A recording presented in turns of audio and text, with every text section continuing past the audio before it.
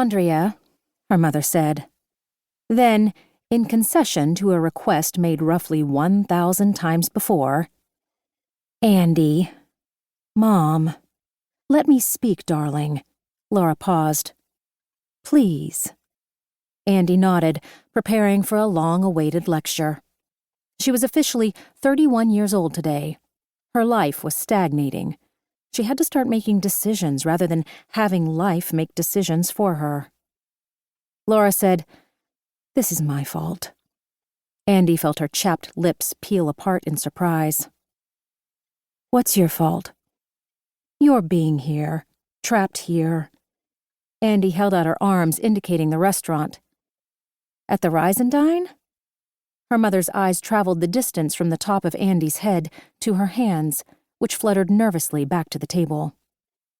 Dirty brown hair thrown into a careless ponytail. Dark circles under her tired eyes. Nails bitten down to the quick, the bones of her wrists like the promontory of a ship. Her skin, normally pale, had taken on the pallor of hot dog water.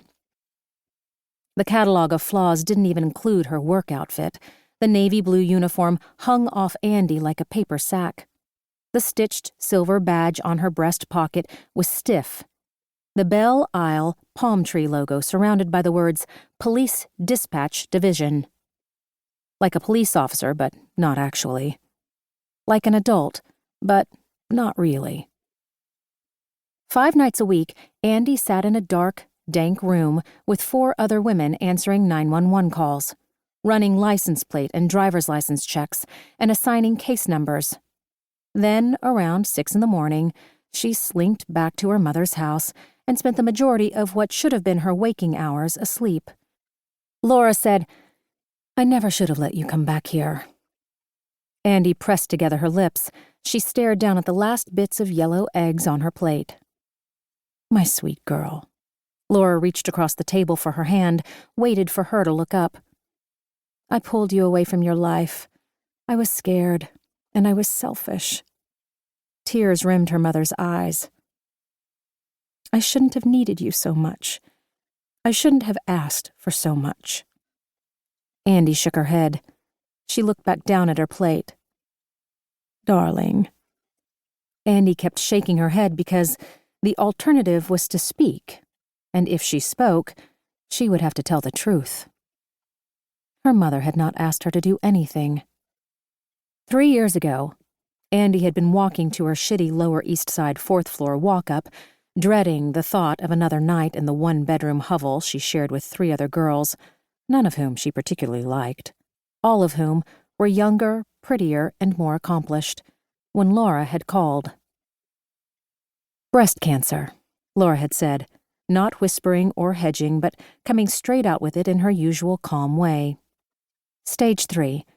The surgeon will remove the tumor, then, while I'm under, he'll biopsy the lymph nodes to evaluate."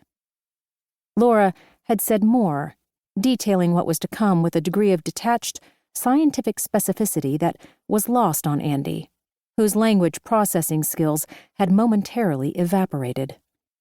She had heard the word breast, more than cancer, and thought instantly of her mother's generous bosom, tucked beneath her modest one-piece swimsuit at the beach, peeking over the neckline of her Regency dress for Andy's Netherfield-themed 16th birthday party.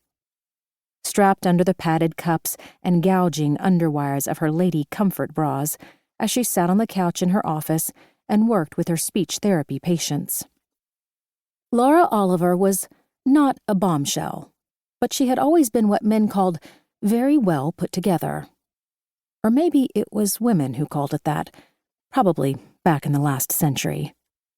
Laura wasn't the type for heavy makeup and pearls, but she never left the house without her short gray hair neatly styled, her linen pants crisply starched, her underwear clean and still elasticized.